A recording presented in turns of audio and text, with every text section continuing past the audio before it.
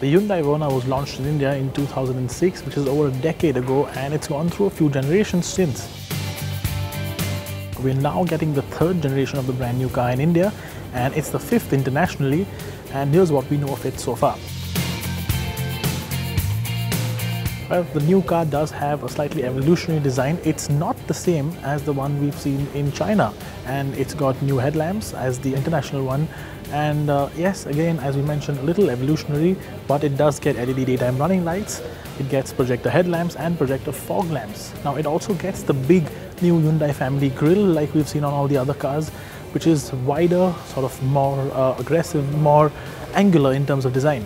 But the big change is the rear. Now, the rear is very influenced from the ELANTRA, and just similar to the ELANTRA, it also has the arrowhead design in the LED lights in the tail lamps, which does look very unique, and it might form a signature look for the Verna. Now, in terms of the interiors, the Verna does get an evolutionary design language just like the exterior. Dark grey and beige two-tone palette, and you also get a 7-inch touchscreen. Now, the touchscreen gets Apple CarPlay, Android Auto and MRROLINK, and you also get a Hyundai app by which you can control the infotainment controls like the volume or the radio channel.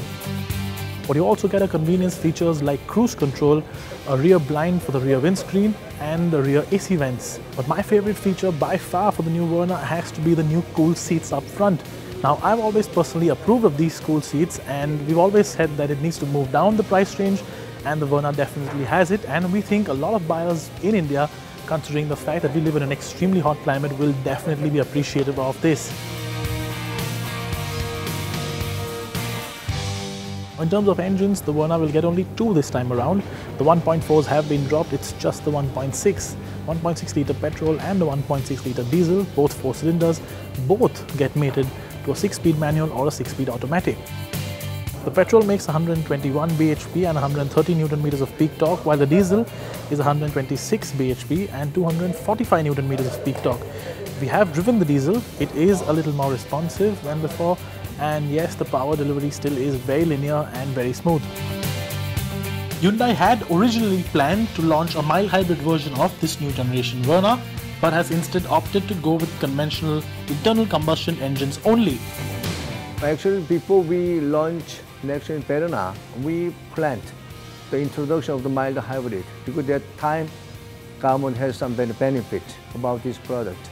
But after GST rollout, there is no benefit such this kind of benefit. So we withdrew our mild hybrid introduction for next generation Verna. So now we have the petrol and the diesel 1600cc, which is the most powerful engine, power and torque in this segment. The new Verna also gets a brand new platform called the K2. This platform has been designed with over 50% utilization of high tensile steel, which is almost double of what the last generation has. Airbags will also be standard across variants, with top spec cars getting more than 2 airbags. The new Verna will be launched in India on August 22nd, and pre-bookings for the car have already begun. In terms of pricing, expect a mid-range version to be priced at about 10 lakh rupees ex-showroom, and the overall price range exactly in between the Maruti Ciaz and the Honda City.